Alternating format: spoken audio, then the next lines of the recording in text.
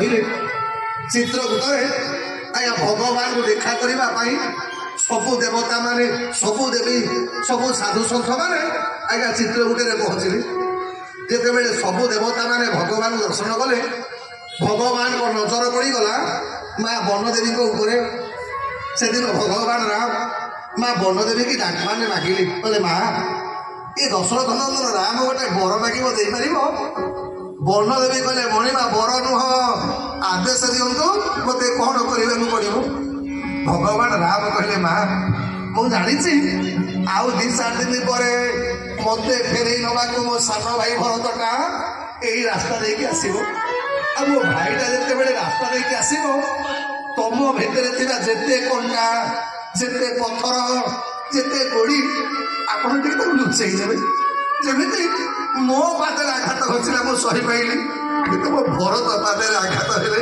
मु सही पारि माँ तुम्हें टे तुम जीवा बाटटा को टे कोमल करदेव बनदेवी कहले प्रभु मु शुणी आपण होती सबुठार कोमल कहले नीला मुझ श्यामल कोमल सीता समारो पितवाम भागम कहले जगत आपण होती सबुठार कोमल आपण जदि मो कंटार आघातटा सह्य कर पाइले ये भरत कौन आपण एते कोमल जे सी मो कंटा मो पथर आघात सह्य कर भगवान राम कहले माँ से कथा नुह अरे मो भरत वज्र ठार कठोर किंतु मो भरत पादे जदि कंटा आघात लगे এইটা ମୁଁ ସହ୍ୟ କରିପାରିବିନି ଏଇଥିପାଇଁ ତମକୁ ମାଗୁଛି ମତେ ଯେତେ ଦୁଃଖ ଦଉଛ ଦିଅ ମୋ ଭରତକୁ କଷ୍ଟ ଦବନି ଦଶରଥ କହିଲେ କହିଲେ କୈକେୟୀ ଆଲୋ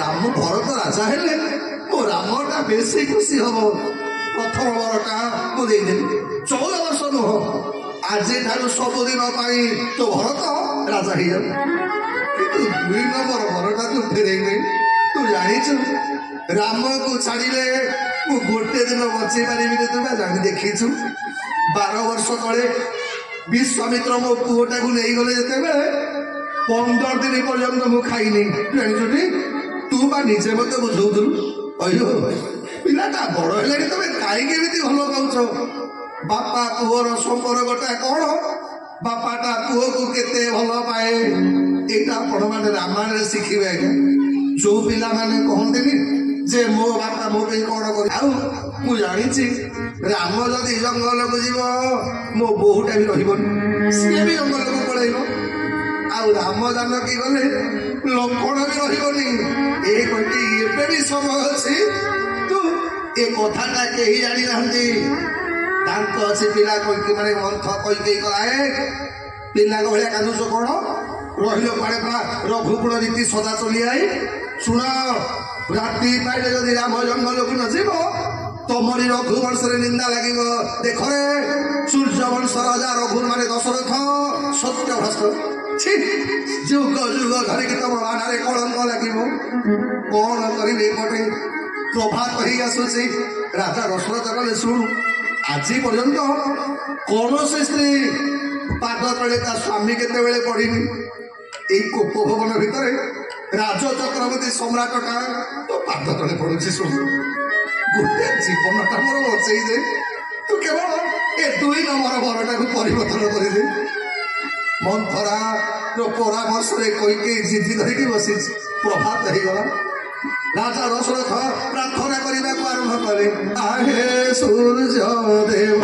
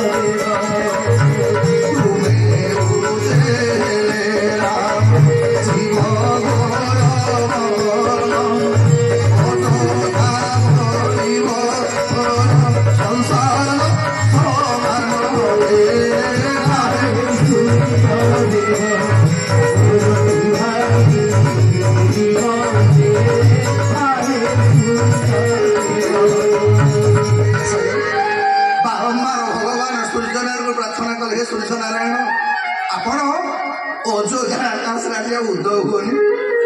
ଶଙ୍କର ଭଗବାନଙ୍କୁ ପ୍ରାର୍ଥନା କଲେ, ହେ ମୃତ୍ୟୁର ଦେବତା, ଏ ରାଜା ଦଶରଥ ତମେ ମୃତ୍ୟୁ ଦେଇ ଦିଅନ୍ତନି। ମୋ ପୁଅଟା ଜଙ୍ଗଲକୁ ଗଲା ପୂର୍ବରୁ ଏ ରାଜା ବୁଢା ବାପାଟା କେମିତି ପ୍ରାଣ ହରେଇ ଦିଅନ୍ତା। ରାତି ପାହି ପାହି ଆସୁଛି। ସବୁଦିନ ରାତି 4ଟା ବେଳୁ ପ୍ରଭାତ ସମୟରୁ ରାଜା ଦଶରଥ ପୂଜା କରିବାକୁ ଯାଆନ୍ତି। ସେଦିନ ସକାଳ ହେଇଗଲାଣି, ଆଉ ରାଜାଙ୍କର ଦେଖା ନାହିଁ। ଅଯୋଧ୍ୟା ଯାକ ଲୋକ ରାତି ଯାକ ଶୋଇନାହାନ୍ତି। ସମସ୍ତେ ଯାଇକି ସୁମନ୍ତ୍ରଙ୍କ ପାଖରେ ପହଞ୍ଚିଲେ, କଲେ ମହାମନ୍ତ୍ରୀ ରାଜାଙ୍କ ଦେହ ଖରାପ ହେଲା କି? ରାଜା କାହିଁକି ଆଜି ପ୍ରଭାତ ସମୟରେ ଦେଖାଯାଉନାହାନ୍ତି? ସୁମନ୍ତ ଯେତେବେଳେ ପହଞ୍ଚି ଗଲେ ରାଜମହଲରେ, ଖବର ମିଳିଲା, ମନ୍ଥରା ବଟେଇ ଦେଲା ଯେ ରାଜା ଦଶରଥ କୋପ ଭବନ ଭିତରେ ଅଛନ୍ତି। ଯେମିତି କୋପ ଭବନରେ କବାଟ ଖୋଲି ଦିଅନ୍ତି ସୁମନ୍ତ ଦେଖିଲେ କଣ ନା ରାଜା ଦଶରଥ ଭୂମିରେ ଗଡୁଛନ୍ତି। ଡେଣା ଦିଟା କଟେଇ ଗଲା ପରେ ପକ୍ଷୀଟାର ଅବସ୍ଥା ଯାହା, ଦଶରଥଙ୍କର ସେଇ ଅବସ୍ଥା। ରାମ ରାମ ଦଶରଥଙ୍କ ଚେତା ପଳେଇ ଆଇଲା। ଦଶରଥ କହିଲେ, ସୁମନ୍ତ୍ର ଗୋଟେ କାଳ ନାଗୁଣୀଟା ଏ ଅଯୋଧ୍ୟାକୁ ଗ୍ରାସ କଲାଣି ରେ। ଆରେ ମୁଁ ଅଯୋଧ୍ୟା ଲୋକଙ୍କୁ ଖାଇଥିବ। ଏଇ ସୁମନ୍ତ୍ର ତତେ ମୁଁ ଆଦେଶ ଦଉଛି, ଯା ଏ କୋପ ଭବନଟାକୁ ସବୁଦିନ ପାଇଁ ତାଲା ପକେଇଦେ, ଚାବିଟାକୁ ହଜେଇଦେ। ଏ କାଳ ନାଗୁଣୀଟା ମତେ ଖାଇଗଲାଣି। ସୁମନ୍ତ ବୁଝି ପାରୁନାହାନ୍ତି, କାଲି ଭଲ ଥିବା ରାଜା ଏମିତି ମିଳୁଛନ୍ତି କଣ ପାଇଁ? ସୁମନ୍ତ ପଚାରିଲେ, ମା ରାଣୀ ମା, ରାଜାଙ୍କର ଏମିତି କଣ ହେଇଛି? କହି ଗଲା, ନାଇଁ ନାଇଁ ମୁଁ ବି ଜାଣିନି କଣ ହେଇଛି କେଜାଣି, ଦେହ ଭଲ ନାହିଁ। ଗୋଟେ କାମ କର, ରାତି ଯାକ କାହିଁକି ଭଗବାନ ରାମକୁ ଖୋଜୁଛନ୍ତି? ସୁମନ୍ତ ତମେ ଗଲ ଟିକେ ରାମକୁ ଡାକିଦେଲ। ମନ୍ଥରା ଆଜ୍ଞା କୈକେୟୀ ହାତ ଧରି ପକେଇଲେ। ଦଶରଥ ଗଲେ, କୈକେୟୀ ରାତି ଯାକ ତ ଦେଖିଲୁ, ତଥାପି ତ ମନ ପରିବର୍ତ୍ତନ ହଉନି। ଦୟା କର ମୋ ଉପରେ, ତୋ ସ୍ୱାମୀଟା ତତେ ଭିକ ମାଗୁଛି, ଥରେ ତମ ଉପରେ ଦୟା କରେ। ଆଜ୍ଞା କିଛି ମାନିଲେନି। ସୁମନ୍ତ ତମକୁ ଆଦେଶ ଦଉଛି, ଯା। କାହିଁକି? ମା କୈକେୟୀ ରାଜକାର୍ଯ୍ୟରେ ମତେ ହସ୍ତକ୍ଷେପ କରନ୍ତି। ସୁମନ୍ତଙ୍କୁ ବାଧ୍ୟ କଲେ, କଲେ ଯା ଆଗ ରାମକୁ ଡାକି ଆଣ। ସୁମନ୍ତ ଆଜ୍ଞା ଖବର ମାନେ କୈକେୟୀର ଆଦେଶ ମାନି ଗଲେ ଭଗବାନ ରାମକୁ ଡାକିବା ପାଇଁ। ଭଗବାନ ରାମ ଜାନକୀଙ୍କ ସହିତ ବସିକି ଦୁଃଖ ସୁଖ ହଉଛନ୍ତି। ଯେମିତି ଆଜ୍ଞା ସୁମନ୍ତ ପହଞ୍ଚି ଗଲେ, ଭଗବାନ ରାମ ପ୍ରଣାମ କଲେ, କଲେ କାକା ପ୍ରଣାମ। ଆପଣ କାହିଁକି ଆସିଲେ? ମତେ ଖବର ଦେଲେନି। ଆଜ୍ଞା ଦେଖନ୍ତୁ, ନିଜ ମନ୍ତ୍ରୀକି ମଧ୍ୟ ଭଗବାନ କେମିତି ସମ୍ମାନ ଦିଅନ୍ତି। ସୁମନ୍ତ କହିଲେ, କଲେ ରାଜା ଦଶରଥଙ୍କର ଆଦେଶ ଅଛି, ଆପଣ ଯଥାଶୀଘ୍ର ମୋ ସାଙ୍ଗରେ ଆସନ୍ତୁ। ବାପା ଡାକୁଛନ୍ତି ଶୁଣିଲା ମାତ୍ରେ ଭଗବାନ ରାମ ସାଙ୍ଗେ ସାଙ୍ଗେ ତତ୍କ୍ଷଣାତ୍ ସୁମନ୍ତ୍ରଙ୍କ ପଛପଟେ ଯିବାକୁ ଆରମ୍ଭ କଲେ। ଅଯୋଧ୍ୟାର ଲୋକମାନେ ବୁଝି ପାରୁନାହାନ୍ତି ହେଇଛି କଣ, କଣ ପାଇଁ ଭଗବାନ ରାମ ତରବର ହେଇକି ଯାଉଛନ୍ତି। ଆଜ୍ଞା ଯେତେବେଳେ ଭଗବାନ ରାମଙ୍କର ନଜର ପଡିଗଲା, ବାପା କାନ୍ଦୁଛନ୍ତି, ମା ବସିଛି ସିଂହାସନ ଉପରେ। ଇଏ ଯେତେବେଳେ ଭଗବାନଙ୍କୁ ପ୍ରଣାମ କଲେ, ବାପାଙ୍କୁ ବାପା ମୁଁ ପ୍ରଣାମ କରୁଛି। ମା ପାଦ ଛୁଇଁ ପ୍ରଣାମ କଲେ। ଦଶରଥ କଲେ, କଲେ ରାମରେ ଗୋଟେ ପିଶାଚିନୀଟା ମତେ ଆକ୍ରମଣ କରିଛି, ତତେ ବି ଖାଇଦବ। ଏ ରାମ ତୁ ପଳେଇଲୁ। ଭଗବାନ ବୁଝି ପାରୁନାହାନ୍ତି, କଲେ ମା ଏ ବାପା ତମେ କାନ୍ଦୁଛ କଣ ପାଇଁ? ବାପାଙ୍କ କାନ୍ଦ ଦେଖିଲା ପରେ ଭଗବାନ ବି କାନ୍ଦିବାକୁ ଆରମ୍ଭ କଲେ। ଶୁଣ ମାତ ପିତା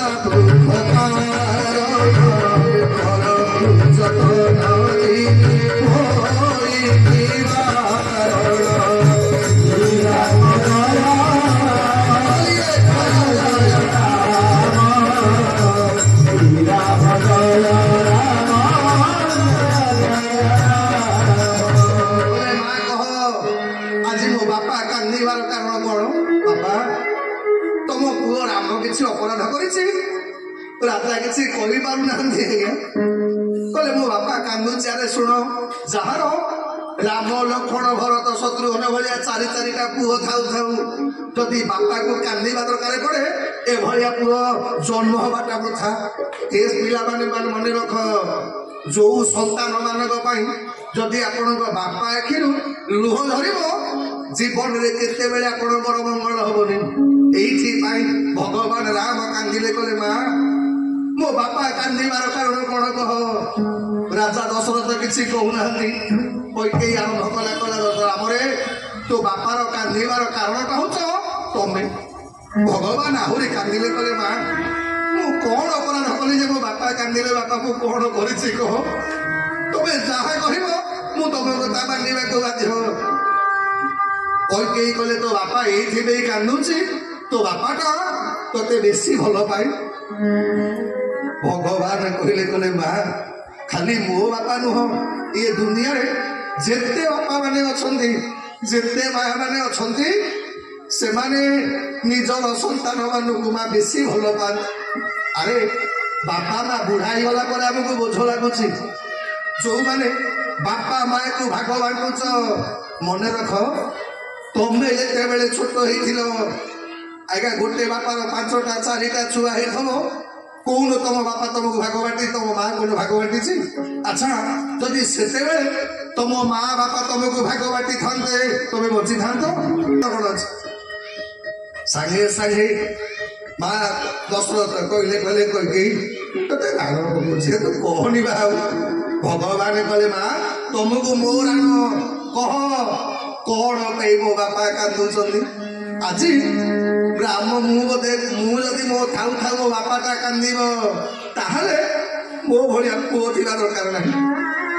କୈକେୟୀ କଲା ରାମରେ ଆଜି ମୁଁ ତୋ ବାପାକୁ ଗୋଟେ 2ଟା ବର ମାଗିଲି କାଲି ନା କୋଉ ବର ମାଗିଲ ନା ପ୍ରଥମ ବର ଆଜି ତମେ ରାଜା ହବନି ତମ ବଦଳରେ ଭରତ ରାଜଗାଦିରେ ବସିବ।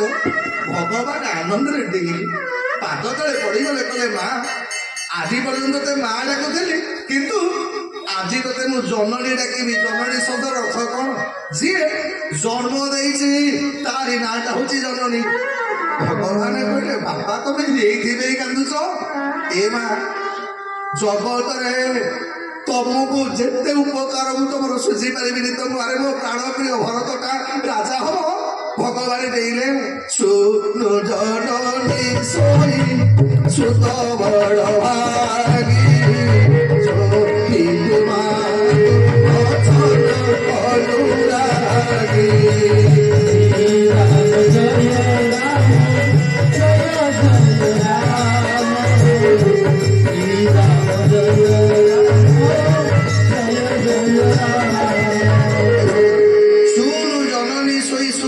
ଭାଗୀ ଭଗବାନ କୈକେୟୀ ମାଙ୍କୁ ଜନନୀ ବୋଲିକି ସମ୍ବୋଧନ କଲେ। ଯିଏ ଜନ୍ମ ଦିଏ ତାକୁ ଜନନୀ କହନ୍ତି କିନ୍ତୁ ଭଗବାନ ସେଦିନ କୈକେୟୀ ମାଙ୍କୁ ଜନନୀ କଲେ। ମା ଲୋ ତୁ ଆଜି ମତେ ଜନ୍ମ ଦେଇଛୁ ମା ଜାଣିଛୁ ଏ ଦୁନିଆରେ ଭାଗ୍ୟବାନ କିଏ? ହେ ବାପା ମାନେ ମା ମାନେ ପିଲାମାନେ ଯୋଉମାନେ ଶୁଣୁଛ ମନେ ରଖ ଦୁନିଆ ଭଗବାନ କି ଜାନକୀ ମା ଶୁଣିଲେ ସବୁ କଥା। ଜାନକୀ ମା ପ୍ରଥମେ ଭଗବାନଙ୍କ ସହିତ କଥାବାର୍ତ୍ତା ହେଲେନି। ଆଜ୍ଞା ରାମାୟଣର ଆମର ପୂର୍ବ କାଳରେ ମର୍ଯ୍ୟାଦାଟା କେମିତି ଥିଲା ସେଇଟା ଶୁଣୁ। ଭଗବାନ ମା ଜାନକୀ ଆଗ କୌଶଲ୍ୟାଙ୍କ ଆଗରୁ ମୁହଁ କଲେ କହିଲେ ମା ଆପଣ ଯଦି ଅନୁମତି ଦେବେ ମୁଁ ଆପଣଙ୍କ ପୁଅ ସହିତ ଟିକେ କଥାବାର୍ତ୍ତା ହୁଅନ୍ତୁ। ଆଜ୍ଞା ଦେଖନ୍ତୁ ବାହାଘରର 12 ବର୍ଷ ପର୍ଯ୍ୟନ୍ତ ମାନେ ହେଲାଣି ଆଜି ପର୍ଯ୍ୟନ୍ତ ଶାଶୁ ଆଗରେ ଆଜ୍ଞା ସ୍ୱାମୀ ସ୍ତ୍ରୀ କଥାବାର୍ତ୍ତା ହେଇନାହାନ୍ତି। ଏଇଟା ହଉଛି ଆମର ରାମାୟଣର ମର୍ଯ୍ୟାଦା। ଯେତେ ମା ମାନେ ବଇଛ ତମର ଏଇ ମର୍ଯ୍ୟାଦା ଆଉ ଅଛି। ଆପଣଙ୍କ କଥା କହୁନି ଆଜ୍ଞା ଆପଣ ମାନେ ବଢିଆ ଲୋକ ଆପଣ ହେଲେ ବସିକି ଶୁଣୁଛ ବୋଲିକି 2-4 ପଦ କହୁଛି ନହେଲେ କାଲିଠୁ ଆଉ କେହି ଆସିବନି। ନାଇଁ ନାଇଁ ମା ଆପଣଙ୍କ କଥା କହୁନି କିନ୍ତୁ ଆଜିକାଲି ଆଜ୍ଞା ଶାଶୁ ବୋହୂର ସମ୍ପର୍କ କଣ ନା ଶାଶୁର ବାଳକୁ ଧରିବ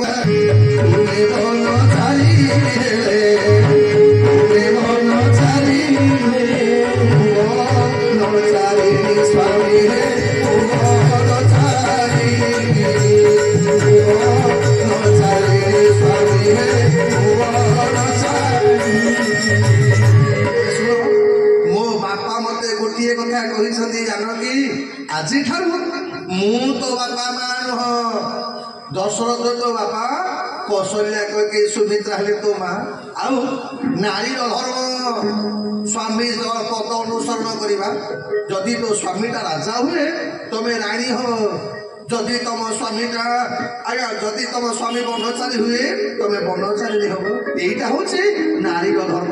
ଆଉ ଆଜିଠାରୁ ତୁ ଭାବି ଦେ ତୋ ବାପା ମା 2 ଜଣ ଯାକ ତୋ ପାଇଁ ମରିଗଲେ ବୋଲି ଭୁଲରେ ମଧ୍ୟ ଏ ଆଜ୍ଞା ଶୁଣ, ଯଦି ଆଜିର ମା ମାନେ ବାପା ମାନେ ତାଙ୍କ ଝିଅ ମାନଙ୍କୁ ଏଇଆ ଶିକ୍ଷା ଦିଅନ୍ତେ ଆଉ ଡାଇଭର୍ସ ହୁଅନ୍ତାନି କି ଛାଡ଼ପତ୍ର ହୁଅନ୍ତାନି। ମା ଆମେ ଆମ ପିଲାଙ୍କୁ କଣ ଶିଖେଇକି ପଠେଇଲେ?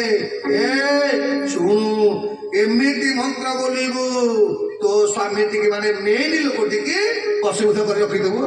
ବସ କଲେ ବହୁଥବ, ଉଠୁ କଲେ ଉଠୁଥବ। ସେ ଗୋଟାକୁ ଯଦି ତୁ ସାଇଜିକି ରଖିଦେଲୁ, ତାପରେ ଶାଶୁ ଶ୍ୱଶୁରଙ୍କୁ ଚିତ୍ରକୂଟରେ ମା ଜାନକୀ ଝିଅ ଜୁଆଇକି ଦେଖିବା ପାଇଁ ରାଜା ଜନକ ଯାଇଛନ୍ତି ଚିତ୍ରକୂଟ। ଆଜ୍ଞା ଦିନ ବେଳୁ ପହଞ୍ଚିଲେଣି, କିନ୍ତୁ ଏପର୍ଯ୍ୟନ୍ତ ଜାନକୀ ମା ସୁନୟନା କିମ୍ବା ଜନକଙ୍କୁ ଦେଖା କରିବାକୁ ଆସିନି। ବା ରାତି ଅଧରେ ମା ଜାନକୀ କୌଶଲ୍ୟା ମାଙ୍କର ପାଦ ସେବା କରୁଛନ୍ତି ଜଙ୍ଗଲ ଭିତରେ। ଅର୍ଦ୍ଧରାତିରେ ମା ଜାନକୀ କହିଲେ, କହିଲେ ମା ଗୋଟେ କଥା ମତେ ଗୋଟେ ଅନୁମତି ଦେବେ? କୌଶଲ୍ୟା କହିଲେ, ମା କହୁନୁ କହ ମା, କଣ କହୁଛୁ? ନା ମା, ମୋ ବାପା ମା ଦି ଜଣ ଆସିଛନ୍ତି, ମୁଁ ଏପର୍ଯ୍ୟନ୍ତ ତାକୁ ଦେଖା କରିବାକୁ ଯାଇନି।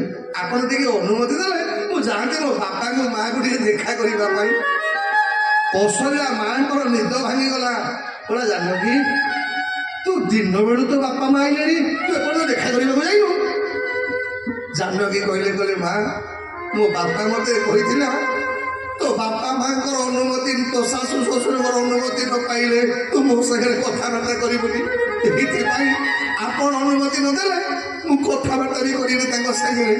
এইটা হচ্ছে নারীর ধর্ম, নারীর মর্যাদা। মা জানকী কহিলে, কহিলে স্বামী শুণ, তুমি যদি মতো আজ সাংরে নদিব মু এইটি আত্মহত্যা করে দেবি। ঝিও বিনোদে নদী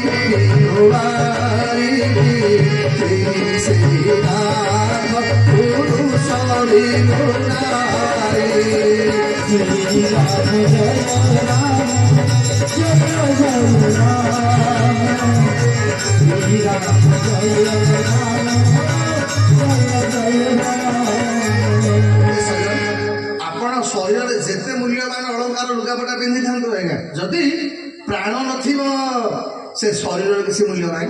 ନଦୀଟା ଯେତେ ସୁନ୍ଦର ହେଇଥାଉ, ଯଦି ନଦୀରେ ପାଣି ନଥିବ ନଦୀର ଯେମିତି ମୂଲ୍ୟ ନାହିଁ, ପୁରୁଷ ବ୍ୟତିରେକ ନାରୀର ଅବସ୍ଥା ସେଇଆ। ଏ ସ୍ୱାମୀ ଯଦି ଆପଣ ମତେ ସାଙ୍ଗରେ ନ ନେବେ ଏବେ ମୁଁ ଆତ୍ମହତ୍ୟା କରିଦେବି। ଭଗବାନ ରାମ ଜାନକୀ ମାଙ୍କୁ ନବା ପାଇଁ ପ୍ରସ୍ତୁତ ହେଇଗଲେ। ଏପଟେ ଲକ୍ଷ୍ମଣ ତୋରଣ ତିଆରି କରୁଛନ୍ତି, ଭଗବାନ ରାମ ରାଜା ହେବେ। ଜଣେ କହିଲା, ଓ ସାନ ଠାକୁରେ ଆଉ କାହିଁକି ତୋରଣ ସଜଉଛ? ଶଙ୍କର ଭାଇ ଆମର ୟୁଟ୍ୟୁବ ଚ୍ୟାନେଲ ଆସିବ, ଆଜ୍ଞା କାହିଁକି ଆଉ କରିକି ଲାଭ କଣ? ଭଗବାନ ରାମ ତ ରାଜା ହେବେନି ଆଉ। ଏତିକି କଥା ଶୁଣିଲା ପରେ ଲକ୍ଷ୍ମଣ ଦୌଡ଼ି ଦୌଡ଼ିକି ପଳେଇ ଯାଇଲେ ଭଗବାନଙ୍କ ପାଖକୁ। କଲେ, ଭାଇନା କିଏ ତମକୁ କହିଲା ରାଜା ହବନି? କିଏ ସେ? କେହି ମା ମର ଲାଗିଛି? ଏ ଲକ୍ଷ୍ମଣ ଦେହରେ ରକ୍ତ ବିନ୍ଦୁଥିଲା ପର୍ଯ୍ୟନ୍ତ ମୁଁ ଦେଖିବି କେମିତି ଭରତ ରାଜଗାଦିରେ ବସିବ। ଭଗବାନଙ୍କ ଲକ୍ଷ୍ମଣ ଚୁପ। ବାପାଙ୍କର ଆଦେଶ ମତେ ପାଳନ କରିବାକୁ ପଡିବ। ଲକ୍ଷ୍ମଣରେ ବାପାଙ୍କ ଦେହ ଭଲ ନାହିଁ, ମା ମାନଙ୍କ ଦେହ ବି ଭଲ ନାହିଁ। ଭରତ ବର୍ତ୍ତମାନ ମାମୁଁ ଘରେ, ଏଇଥିପାଇଁ ଅଯୋଧ୍ୟାର ଦାୟିତ୍ୱ ମୁଁ ତମକୁ ଦେଇକି ଯାଉଛି, ତମେ ବାପା ମାଙ୍କ ସେବା କରିବ। ଲକ୍ଷ୍ମଣ କାନ୍ଦିଲେ, କହିଲେ, ଶାନ୍ତେ ମୁଁ ବାପା ମା କାହାକୁ ଜାଣିନି, ମୋ ମା ମତେ କହିଛି ଆପଣ ହଉଛନ୍ତି ମୋ ବାପା, ଆଉ ଜାନକୀ ହେଲେ ମୋ ମା। ମତେ ଯଦି ସାଙ୍ଗରେ ନ ନବ ଆଜ୍ଞା ସାଙ୍ଗେ ସାଙ୍ଗେ ତୀର ବାହାର କଲେ ଏବେ ବେକରେ ମାରିଦେବି। ଭଗବାନ କହିଲେ, ଲକ୍ଷ୍ମଣ ତମକୁ ନେବି ଯେ ଯା, ଆଗ ତମ ମା ଠାରୁ ଅନୁମତି ଆଣିକି ଆସ, ତମ ଉର୍ମିଳା ଠାରୁ ଅନୁମତି ଆଣ, ତାପରେ ମୁଁ ତମକୁ ନେବି। ଆଜ୍ଞା ଦୌଡ଼ି ଦୌଡ଼ିକି ଲକ୍ଷ୍ମଣ ପଳେଇ ଗଲେ ମା ପାଖକୁ। ସୁମିତ୍ରା ଦେଖିଲେ ଲକ୍ଷ୍ମଣ ଘରେ, କଲେ, ଘରେ କଣ କରୁଛୁ? ରାମ ରାଜା ହବ, ତୁ ଘରକୁ ହେଇଛୁ? ଲକ୍ଷ୍ମଣ କହିଲେ, ମା ଭଗବାନ ରାମ ରାଜା ହେବେନି। କୈକେୟୀ ମାଙ୍କର ବରର ପ୍ରଭାବରେ ଭଗବାନ ରାମ ଯାଉଛନ୍ତି ଜଙ୍ଗଲକୁ। ଏ ମା ମତେ ଅନୁମତି ଦେ, ମୁଁ ଯିବି ଟିକେ ଭଗବାନ ରାମଙ୍କ ସେବା କରିବା ପାଇଁ। ଆଜ୍ଞା ଲକ୍ଷ୍ମଣ ଭାବିଥିଲେ ସୁମିତ୍ରା କାନ୍ଦିବେ। ଆଜ୍ଞା ସୁମିତ୍ରା କଣ କଲେ ଜାଣିଛ ମା? ଲକ୍ଷ୍ମଣ ଗାଲେ ଠୋକି ଗୋଟେ ଚାପଡ଼ା ମତେ ମା ଡାକିବୁ ନା? ଲକ୍ଷ୍ମଣ କାନ୍ଦିଲେ, କଲେ, ମା କଣ ପାଇଁ ମା ଡାକିବିନି? କଲା, ହଇରେ ତୁ ଭଗବାନ ରାମଙ୍କ ସେବା କରିବାକୁ ଯିବୁ, ରାମଙ୍କ କାମ କରିବାକୁ ଯିବୁ, ତୁ ଅନୁମତି ମାଗୁଛୁ? ଏ ଲକ୍ଷ୍ମଣ ଶୁଣ, ତୁ ଯଦି ପଳେଇ ଯାଇଥାନ୍ତୁ ମୁଁ ଖବର ପାଇଥାନ୍ତି ମୋ ପୁଅ ଲକ୍ଷ୍ମଣ ରାମଙ୍କ ସେବା କରିବାକୁ ଯାଇଛି, ଗର୍ବରେ ମୋ ଛାତିଟା ଫୁଟି ଉଠିଥାନ୍ତା। ଜାଣିଲୁ ଆଜି ପର୍ଯ୍ୟନ୍ତ ମତେ ଲାଗୁଥିଲା ମୁଁ ପିଲା ଜନ୍ମ କରିନି ବୋଲି, କିନ୍ତୁ ଏବେ ମତେ ଲାଗୁଛି ମୁଁ ହଉଛି ପୁତ୍ରବତୀ। ଏ ଲକ୍ଷ୍ମଣ ପୁତ୍ରବତୀ କିଏ ଜାଣିଛୁ ତ? କିଏ ନା ପୁତ୍ରବତୀ ପତି ଜନ ସୋଇ ରଘୁପତି ଭରତ ଶାଶୁ ସୁତ ହୋଇ। ରାମ ଜୟ ରାମ ଜୟ ଜୟ ରାମ, ଶ୍ରୀରାମ ଜୟ ରାମ ଜୟ ଜୟ ରାମ।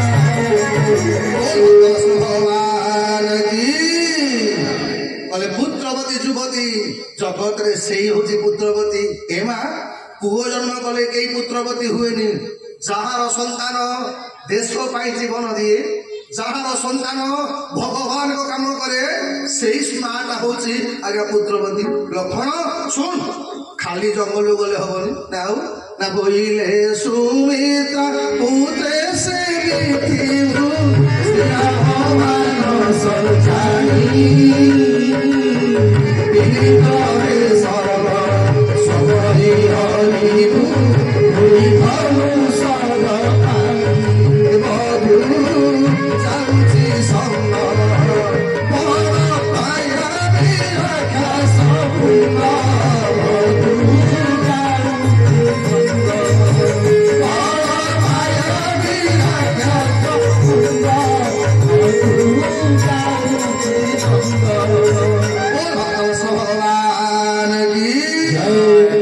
ସୁମିତ୍ରା କହିଲେ ଶୁଣୁ, ଜଙ୍ଗଲ ଯାଉଛୁ ପିକନିକ କରିବାକୁ ନୁହଁ, 14 ବର୍ଷ ପର୍ଯ୍ୟନ୍ତ ମୋ ବୋହୁଟା ସାଙ୍ଗରେ ଯାଉଛି। ହେ ଲକ୍ଷ୍ମଣ 14 ବର୍ଷ ପର୍ଯ୍ୟନ୍ତ ଖାଇବନି କି 14 ବର୍ଷ ପର୍ଯ୍ୟନ୍ତ ଶୋଇବନି। ମୋ ବୋହୁକୁ ଜଗିବା ଦାୟିତ୍ୱ ତୋର, ମୋ ପୁଅ ରାମର ସେବା କରିବା ଦାୟିତ୍ୱ ତୋର। ଏ କଥାଟା ଉର୍ମିଳା ଶପଥ କରି ଲକ୍ଷ୍ମଣକୁ ପଠେଇ। ଆଜ୍ଞା ଲକ୍ଷ୍ମଣ ମନେ ମନେ ଭାବିଲେ, ମାଠୁ ସିନା ଅନୁମତି ପାଇଗଲି, ଉର୍ମିଳା କଣ କରିବ? ଆଜ୍ଞା ରାମାୟଣରେ ଯାହାଙ୍କ ବିଷୟରେ ବହୁତ କମ ଚର୍ଚ୍ଚା ହେଇଛି ତାଙ୍କ ନାଁ ହଉଛି ଉର୍ମିଳା, ଲକ୍ଷ୍ମଣଙ୍କର ପତ୍ନୀ। ଆଜ୍ଞା ଆମ ଓଡ଼ିଆର ଜଣେ କବି ଲେଖିଲେ କଣ ନା, ଉର୍ମିଳା ଚରିତ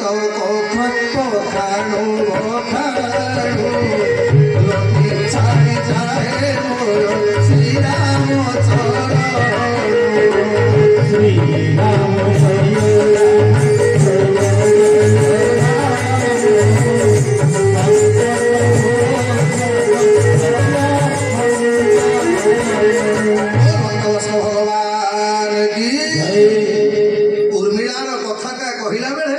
ମୋର ଭଗବାନ ରାମଙ୍କ ପ୍ରତି ଭକ୍ତି କମି ଯାଉଛି, ଏଇ କଥାଟା ଲେଖିଲେ ଜଣେ।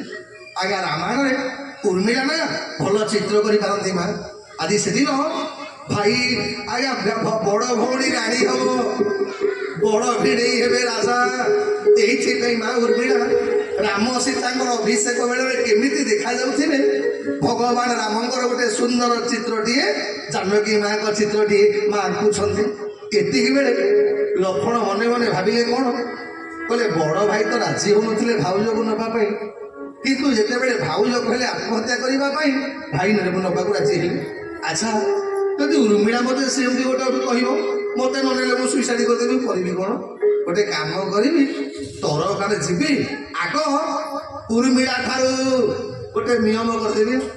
ଏଇଆ ଭାବିକି ଆଜ୍ଞା ଲକ୍ଷ୍ମଣ କଣ କଲେ, କବାଟରେ ଆଘାତ ଦେଇନା ବେଳେ କବାଟ ବାଡି ନାହାନ୍ତି, ସିଧାସଳଖ ଘରେ ପଶିଗଲେ। ଯେମିତି ପଶିଗଲେ ଆଜ୍ଞା ଚମକି ପଡିଲେ ମା ଉର୍ମିଳା, ହାତରୁ ତୁଳିଟା ଖସିଗଲା, ରଙ୍ଗଟା ଢାଳି ହେଇଗଲା ଚିତ୍ର ଉପରେ। ଉର୍ମିଳା କହିଲେ ସ୍ୱାମୀ ତମେ କେମିତି ଲୋକ ଆଇଲା ବେଳେ ଟିକେ କବାଟରେ ବାଢି ନଥାନ୍ତ, କେଡେ ସୁନ୍ଦର ଚିତ୍ରଟା ମୋର ନଷ୍ଟ କରିଦେଲ ତମେ। ମୁଁ ଭଗବାନ ରାମଙ୍କର କେଡେ ସୁନ୍ଦର ଫଟୋ ଚିତ୍ର କରୁଥିଲି। ଲକ୍ଷ୍ମଣ କହିଲେ ଉର୍ମିଳା ତତେ ମୁଁ ରାମ, ତୁ ମୋ ସାଙ୍ଗରେ ଯିବା ପାଇଁ କହିବୁନୁ। ଶୁଣୁ ଆଜି ନା ଏ ଅଭିଷେକ ଚିତ୍ରଟା ନଷ୍ଟ ହେଇଯାଇଥିଲୁ। ଉର୍ମିଳା ବୁଝିପାରିଲେନି। ଲକ୍ଷ୍ମଣ କହିଲେ ଉର୍ମିଳା ତତେ ତୋ ସ୍ୱାମୀଙ୍କ ରାଣ ରହିଲା, ତୁ ମୋ ସାଙ୍ଗରେ ଜଙ୍ଗଲକୁ ଯିବାକୁ କହିବୁନି। କୈକେୟୀ ମାର ବର ପାଇଁ ଆଜି ଭଗବାନ ରାମ ଜାନକୀ ମାଙ୍କ ସହିତ ଜଙ୍ଗଲକୁ ଯାଉଛନ୍ତି, ବନବାସ ଯାଉଛନ୍ତି, ଆଉ ମୁଁ ତାଙ୍କ ସାଙ୍ଗରେ ଯିବି ତାଙ୍କ ସେବା କରିବା ପାଇଁ। ଉର୍ମିଳା तोते तो स्वामी नामकरण तुम संगे जावाई के कहबुन पर भर करी आज्ञा लक्षण धनु देहटा भरी जो बाहरी आसती कहले काले उर्मिलार मुहटा को देखीदे माया लगी ये उर्मिलार मुह खोलुना माँ उर्मिला डाकिले कहले स्वामी शुण मुझे तुम सागर जीविनी कि गला पूर्व ए तुमको तो टिके टीका कर पारि चंदन सिंदूर टे लगे तो विदा कर पारि 14 वर्ष पर्यंत तुम भगवान सेवा करने जीव आ गला बेले ए दासी टे मुंडिया मारे तुमको लक्षण तो पाद अटकी गला कहले शुण मु तुमको जावाई कहबिनी किंतु गला पूर्व मत गोटे बरटे देखी जीवनी लक्षण कहले उर्मिला तू मो सांगे बनवास न जाइकी जो वर मागे तो से वर देवी आज्ञा सांगे सांगे ना उर्मिला बंदापना थाली प्रस्तुत करदे चंदन सिंदूर देले बंदापना कले बंदापना कर सारा मुंडिया माइले कले दासिकी गला बेले गोटे वर दियो प्रथम वर आज तमें मत 14 वर्ष मन पकईबनी मत भूलीज प्रथम वर लक्षण हाथ धनु खसी पड़ा कहले कौ स्त्रीटा बर मागे तमें मत भूली जा तुम मत मन पकानी बोली उर्मिला ये बर कहीं लगुच उर्मिला कहला कहला स्वामी कथा कहूँ कि तुम्हें 14 वर्ष वनवास को जाऊच तो किंतु जदि तुम मो कथा मन पड़ तुम भगवान सेवाटा भलरे हो पारनि भगवान सेवाटा व्याघात हो ये 14 वर्ष भितर तुम मत जमा मन पकईबनी भगवान सेवा हो पार लक्षण मने मने भाविले कहले उर्मिला तू भावुली कौन आउ ये पालटी जा कौन ना उर्मिला 2 नंबर वर ना 2 नंबर वर है तुम्हें 14 वर्ष पर्यंत खाइबनी कि शोइबनी जदि खाइब ताहले तुमको निद लगे भगवान को सेवा करी 14 वर्ष पर्यंत तुम्हें अनिद्रा हम भगवान गोड़े गोड़े सेवा कर लक्षण कले उर्मिला तुम्हें कौन कर तुम्हें आसला पर्यंत दीप जाड़ी अपेक्षा करी हे माँ मैंने जिते लक्षण शक्ति भेद है ये कथाटा उर्मिला आग जानी अशुविधा से दिन उर्मिला माँ सुमित्रा को डाकिले कहले माँ आज तो मो पुओं विपत्ति पड़ी उर्मिला कहले कहले सुमित्रा उर्मिला सुमित्रा कहले उर्मिला रो ए बहुमा एमती कथा कहनी लो आलो मो पुओटा फेरवा तो अल्प दिन अच्छी तू एमती कथा कहीं कहूँ उर्मिला कहला माँ ये दीपटा मु 13 वर्ष 8 मास धरिकी जालुची आज पर्यंत दीपटा कौ दिन दोहली नाला आज प्रथम थर पर ये दीपटा दोहलुची तो मुझे भावुची तुम पुओ कौन गोटे विपत्ति पड़ी आज्ञा स्त्री स्वामी विपत्ति पड़ुची किंतु एपटे आभास हो स्त्री की प्रतिव्रता नारी धर्म देखा लक्षण कहले उर्मिला कहले कहले शुण तमें पे मोर अधा अंग तमें भगवान को जब सेवा कर से सेवार फलटा मत मिल आज्ञा से लक्षण वर देली माँ मैंने मन रख जदि आपण स्वामी आपण को न मनकर आप घर जंजाल अच्छी आपण को न जदि आपण स्वामी बड़े तीर्थ करने को पड़ेगा बड़े बुलवा पड़ेगा जमा खराब भावनी कहीं से दिन लक्षण वर देले उर्मिला को बोले उर्मिला तो नुह तो सहित आज समग्र नारी जाति की वर दौची जो मैंने परिवार तीर्थ करने स्वामी सहित बुलवाक स्वामीटा स्त्री की छाड़ी जेते धर्म करते पुण्य कर सबू जब धर्मर अधे पुण्य तो पाखक पड़े आस ये माँ मैंने जमा तुम्हें बिगड़ी बनी रागिब मने मने कौन कह बापा तू जुआड़े बोलुचु बोलू तो अधे पुण्य तो ऑटोमेटिक मो खाता को क्रेडिट ही पड़ी आस तू तो घरे बसिक पुण्य फल पाई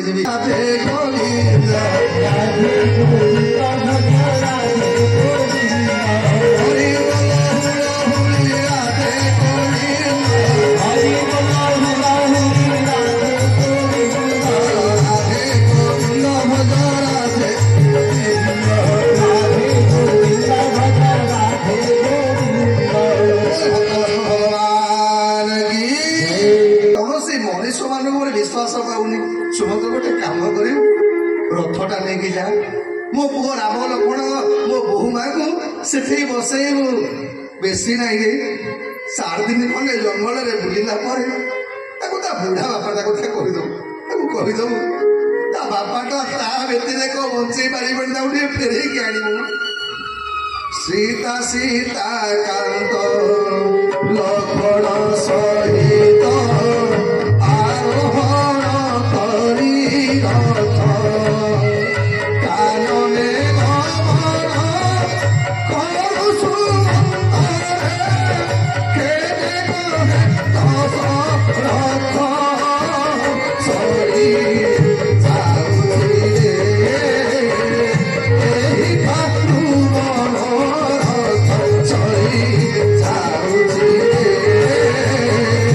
ଏହି ଭାତୃ ମନୋରଥ ମୋର ଭକ୍ତ ଭଗବାନ କି ଯାହା ହଉ ଆଜି ଲକ୍ଷ୍ମଣଙ୍କ ଲୋକ ସମସ୍ତେ କାନ୍ଦିକିରି ଗୋଡେଇଛନ୍ତି ପ୍ରଥମ ଦିନ ସନ୍ଧ୍ୟା ହେଇଗଲା ତମସ ନଦୀ କୂଳରେ ଭଗବାନ କଲେ ଲକ୍ଷ୍ମଣ ଆଉ ଅନ୍ଧାରରେ ଆଗକୁ ଯିବାନି ଆମେ ଏଇଠି ବିଶ୍ରାମ କରିବା ଅଯୋଧ୍ୟାର ପ୍ରଜାମାନେ କେହି ଖାଇନାହାନ୍ତି ଦିନ ଯାକ କାନ୍ଦିକିରି ବୁଲୁଛନ୍ତି ଲକ୍ଷ୍ମଣ ସୁମନ୍ତ କାକା ଏ ଅଯୋଧ୍ୟାର ପ୍ରଜାମାନଙ୍କ ପାଇଁ ଖାଇବାର ବ୍ୟବସ୍ଥା କର ଆଜ୍ଞା ଅଯୋଧ୍ୟାର ପ୍ରଜା ଗୁଡାକ ଖାଇ ନଥିଲେ ଦିନ ଯାକ କାନ୍ଦିକିରି ଭଗବାନଙ୍କ ପଛରେ ଗୋଡଉଥିଲେ ଭଗବାନ ଦର୍ଶନ କଲେ ଯେମିତି ସନ୍ଧ୍ୟା ହେଇଗଲା ଅଯୋଧ୍ୟାର ପ୍ରଜାମାନଙ୍କ ପାଇଁ ଫଳମୂଳର ବ୍ୟବସ୍ଥା କରିଦେଲେ ଆଜ୍ଞା ଲକ୍ଷ୍ମଣ ଆଉ ସୁମନ୍ତ ସାଙ୍ଗେ ସାଙ୍ଗେ ଅଯୋଧ୍ୟାର ପ୍ରଜାମାନେ କ'ଣ କଲେ ମା ମାନେ ଯେମିତି ଫଳମୂଳ ଖାଇଦେଲେ ତମସ ନଦୀର ପାଣି ଟିକେ ପିଇଦେଲେ ଆଚ୍ଛା ମା ମାନେ କହିଲ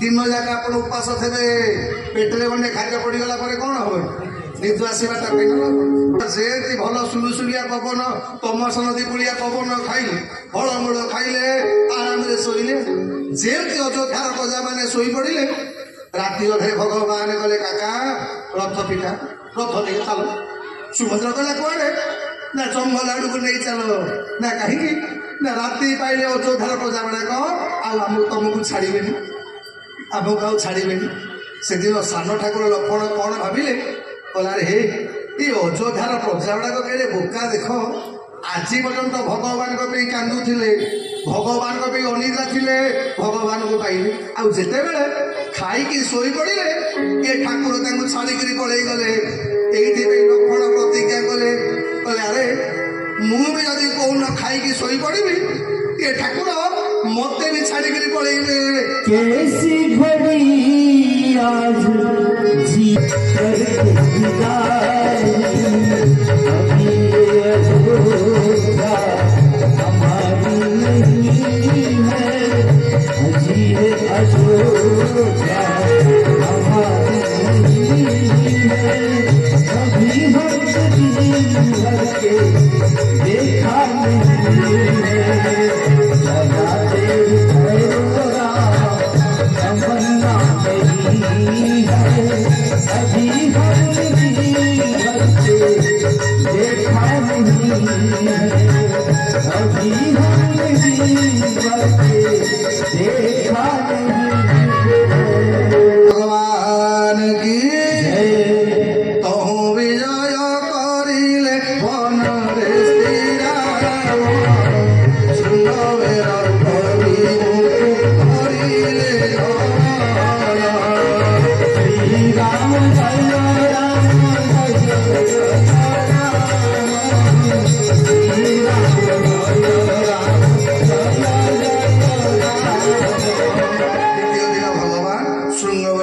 ପହଞ୍ଚିଲେ ଏବଂ ଏଇଠି ଆଜ୍ଞା ତୁଳସୀ ରାମାୟଣ ଆଉ ବାଲ୍ମୀକି ରାମାୟଣ ଟିକେ ନାକୁ ମତ ପାର୍ଥକ୍ୟ ରହିଗଲା କ'ଣ କହିଲେ କୈବର୍ତ୍ତ ପ୍ରସଙ୍ଗଟା ଯେତେବେଳେ ବାଲ୍ମୀକି ରାମାୟଣ ଆମ ଓଡ଼ିଆ ରାମାୟଣରେ କୈବର୍ତ୍ତ ପ୍ରସଙ୍ଗଟା ମିଥିଳାକୁ ଗଲାବେଳେ ଡଙ୍ଗା ପାରି କରିଛି ଡଙ୍ଗା ପାରି ହେଇଛନ୍ତି ଭଗବାନ କିନ୍ତୁ ତୁଳସୀ ଦାସ କୈବର୍ତ୍ତ ପ୍ରସଙ୍ଗ ଲେଖିଲେ ବନବାସ ବେଳେ ମାନେ ଗୃହକଶବର ସହିତ ମିତ୍ରତା ହେଲା ପରେ ଭଗବାନଙ୍କର ବନବାସ ହେଲା ଯେହେତୁ ଆମେ ତୁଳସୀ ଦାସଙ୍କ ନାମଚରିତ ମାନସ କରୁଛେ କୈବର୍ତ୍ତ ପ୍ରସଙ୍ଗ ଆମେ ମାନେ ଶ୍ରବଣ କରିବା ଆସନ୍ତାକାଲି ବର୍ତ୍ତମାନ